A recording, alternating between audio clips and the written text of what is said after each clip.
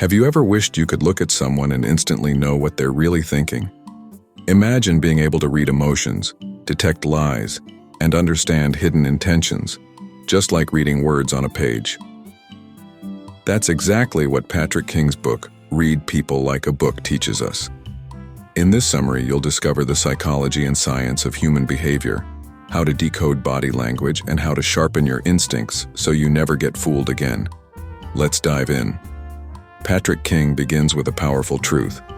People are always sending signals about who they are and what they feel, whether they realize it or not.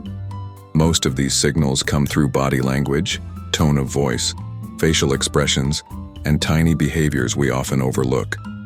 Learning to read people is less about guessing and more about observing the right details. He explains that our brains are wired for survival, which is why we unconsciously give away our emotions. Stress, fear, attraction, or excitement always show up in micro-expressions and body movements. The key is training ourselves to notice. For example, a forced smile might look convincing, but real smiles always create wrinkles around the eyes. A fake smile stops at the lips, while a genuine one lights up the whole face. Another fascinating point is how people's words often reveal more than they intend. The choice of pronouns, the length of pauses, and the tone of delivery all reflect their inner state. If someone constantly shifts blame by saying, "they made me," or "it wasn't my fault," it hints at defensiveness or lack of responsibility. Meanwhile, someone who uses "I" often may reveal a more confident or accountable mindset. Patrick King emphasizes that reading people isn't about being judgmental, it's about understanding. By reading people accurately, you can build trust, avoid manipulation, and strengthen relationships. He warns that we shouldn't jump to conclusions based on one gesture or word. Instead, we must look for patterns. A single crossed arm could mean the person is cold, not defensive. But repeated closed-off signals usually mean guarded emotions. The book introduces the concept of baselining. Baselining means studying someone's normal behavior first. How they sit, how they talk, how they move when they're comfortable. Once you know their baseline, you can spot changes. If a normally calm person suddenly taps their foot rapidly, it likely signals stress or nervousness. Without a baseline, you might misinterpret signals. Patrick King also dives into how eyes are windows to emotions. Pupil dilation, blinking rate, and gaze direction reveal unconscious truths. Rapid blinking often means stress, while dilation can indicate attraction or excitement. Looking away quickly can signal discomfort or lying. But again, context matters. The point isn't to become paranoid, it's to gather clues and see the full picture. Another critical skill is active listening. Most people hear words, but don't listen deeply. Patrick explains that true listening means picking up not just what's said, but what's unsaid. If someone avoids certain topics, dodges questions, or suddenly becomes vague, those silences can be more revealing than words. In conversations, emotional leakage often happens when people's words and body language don't align. For example, someone might say, "I'm fine," while clenching their jaw or tightening their fists. The mismatch is the real message. The author also explains how environment influences behavior. People act differently at work, at home, or with friends. Observing someone in multiple settings gives a richer, more accurate picture of who they are. For example, a person might appear confident in meetings but show insecurity in social gatherings.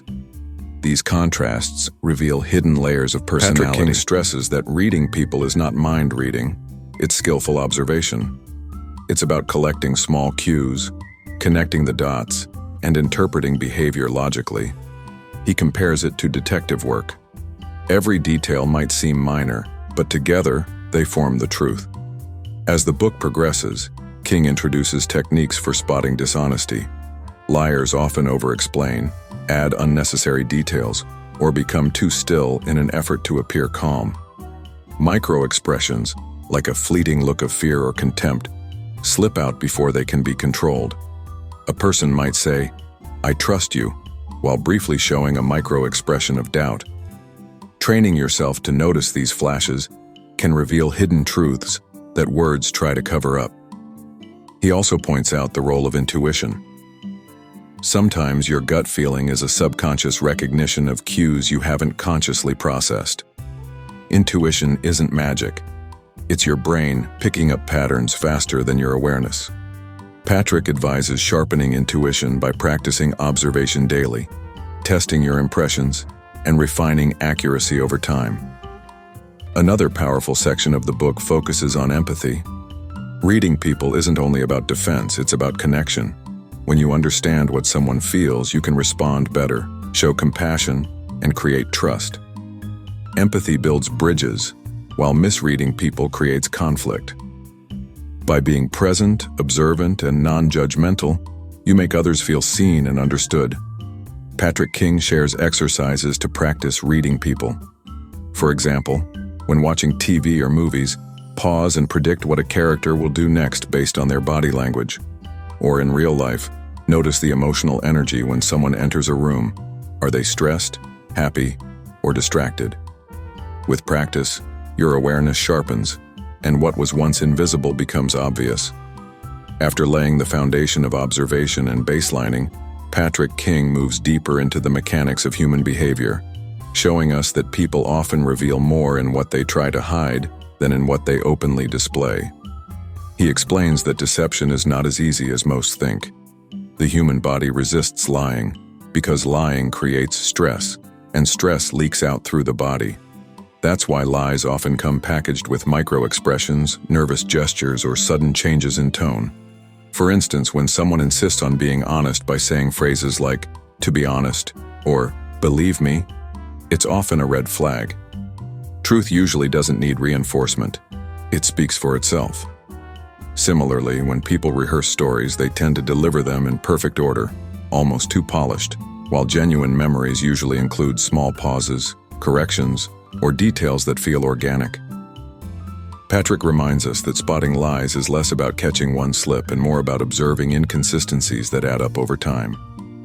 Another fascinating insight is how our subconscious communicates before our conscious mind decides what to reveal. Think about slips of the tongue, nervous laughter, or sudden defensiveness. These are the mind's unguarded leaks.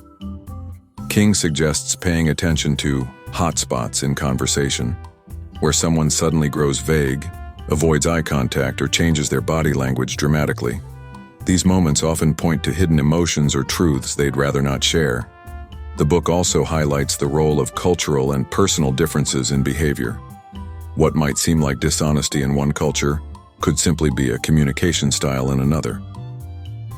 This is why Patrick insists on avoiding snap judgments. Instead, the skilled observer gathers patterns, compares them against the person's baseline, and interprets with context. Reading people is not about labeling, it's about accuracy. Patrick King also explores the power of silence. In conversations, silence makes people uncomfortable and they often rush to fill it. This is when truths slip out. Skilled communicators use silence as a tool, letting others reveal more than they intended. For example, when someone gives a short, guarded answer, staying silent often pressures them to elaborate, exposing their true thoughts. Silence, used wisely, becomes one of the most powerful tools in reading people. One of the most practical lessons in this section is about clusters of behavior. A single signal means little, but clusters confirm the truth. Imagine someone avoiding eye contact, shifting in their chair, and giving overly detailed answers all at once. Taken together, these cues strongly suggest discomfort or dishonesty. King compares this process to solving a puzzle. One piece doesn't reveal the full image, but many pieces together form clarity. Patrick also turns our attention to voice. The human voice is an emotional instrument. Pitch, speed, volume, and rhythm change with feelings. A trembling voice might mean nervousness, while a sudden increase in volume could signal defensiveness or anger. Even the pace of speech carries meaning. People speaking too quickly may be anxious or eager to hide something, while long, unnatural pauses suggest hesitation or fabrication.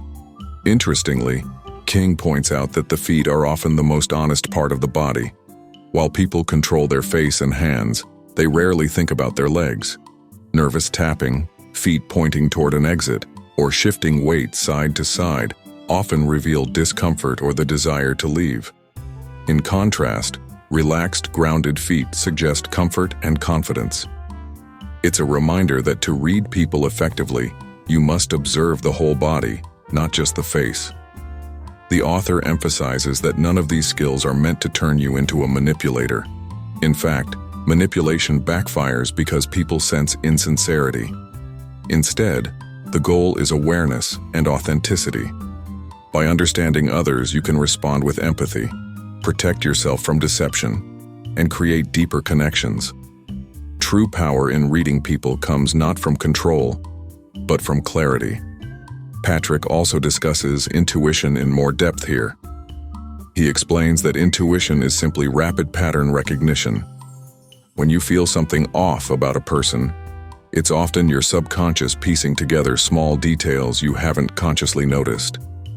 He advises practicing by trusting your instincts, then analyzing later whether they were accurate. Over time, your accuracy improves, and what once felt like gut feeling becomes a sharpened skill. Patrick King also explores the psychology of trust. Trust, he explains, is built not through grand gestures, but through consistency in small signals. People naturally trust those whose words, tone, and body language align. When someone says they are confident but avoids eye contact, the inconsistency creates doubt.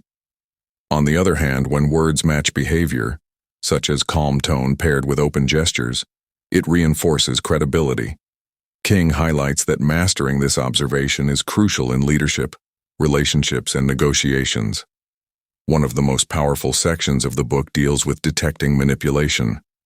Manipulators often use tactics like mirroring your body language too quickly, flattery that feels excessive, or pushing you into rushed decisions. Patrick warns that manipulators thrive on creating imbalance. They either overwhelm you with too much charm or intimidate you into compliance. Recognizing these tactics allows you to step back and assess logically rather than emotionally. He also explains that emotions are contagious. Humans mirror each other unconsciously, so if someone around you is anxious, you may feel anxious too without realizing why. This phenomenon, known as emotional contagion, plays a huge role in group settings. A leader who remains calm spreads calmness to others, while a panicked leader creates collective stress. Reading this dynamic helps you step outside the influence and stay centered. Another fascinating point is how our environment affects how much we reveal. For instance, people tend to be more honest when walking side by side than when sitting face to face. Similarly, casual environments encourage openness, while high-pressure settings often make people guarded. Patrick suggests using this knowledge to create environments where truth flows naturally, whether in conversations with loved ones or in professional meetings. The book also dives into the psychology of attraction. Attraction is not just physical, it's deeply behavioral. Small cues like mirroring gestures, leaning in closer, or sustained eye contact signal interest. On the other hand, crossed arms, leaning away, or distracted glances usually signal disinterest. Patrick emphasizes that attraction cues must be interpreted in clusters, not in isolation, to avoid misreading friendliness as romantic interest. Patrick King also breaks down power dynamics. In every interaction, subtle signals show who feels dominant and who feels submissive. For example, taking up more space, using slower movements, and holding steady eye contact often signal confidence and authority. In contrast, fidgeting, shrinking posture, or avoiding eye contact suggest insecurity. Recognizing these dynamics helps you navigate social situations more effectively, whether you're negotiating, leading a team, or entering a new group. Another key lesson is about congruence. When people are congruent, their inner state matches their outer expression. When incongruent, there's a mismatch. Words say one thing, but behavior says another. For instance, someone might claim they're not nervous, but their trembling hands tell a different story. Congruence builds authenticity and trust, while incongruence creates suspicion. Patrick teaches us to always look for this alignment when reading people. The book also stresses the importance of patience. Rushing to judge people based on first impressions can mislead us. Real understanding comes from observing over time. King suggests practicing slow observation, Notice patterns over multiple interactions, environments, and emotional states. The more time you give to study someone, the clearer the truth becomes. Finally, Patrick brings the focus back to empathy. All the techniques in the world mean little without compassion. Reading people is not about exploitation, it's about connection. By seeing people for who they truly are, you create deeper, more authentic relationships. Empathy allows you to respond in ways that make people feel safe, valued, and understood. In this sense, reading people becomes not just a survival skill, but a tool for love, trust, and unity. He closes the book with a reminder: people are living stories. Every gesture, word, and silence is a line in that story. When you learn to read people like a book, you gain not only insight but also wisdom about human nature. You stop living blindly, and you start interacting with clarity. It's a superpower anyone can learn, but it requires practice, humility, and a genuine curiosity about others. And there you have it, the complete summary of Patrick King's Read People Like a Book. This book isn't about becoming a mind reader. It's about sharpening your awareness so you can build better relationships, protect yourself from manipulation, and connect with people on a deeper level. If you found this summary valuable, don't just keep it to yourself. Hit the like button, share this video with a friend who loves psychology, and subscribe to CS PsychoFacts for more deep dives into powerful books and psychological insights. Together, we're decoding the human mind one book at a time.